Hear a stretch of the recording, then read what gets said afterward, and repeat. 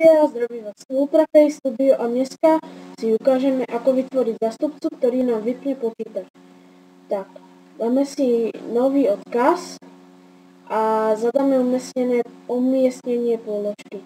Tu napíšeme shutdown, píše sa to shutdown a teraz dáme pomočka s a čas, dáme 30 sekúnd. Ja vám to napíšem do popisu. Teraz dáme ďalej a názov, ako sa bude volať ten odkaz. A my dáme, to je jedno, vypnúť a dáme dokončiť.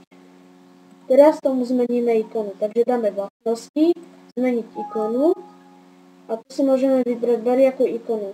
Ja dám túto a dáme OK. A teraz to máme hotové, stačí iba dvakrát kliknúť a počítač sa nám vypne. Takže čaute, zdraví vás Ultraface Studio.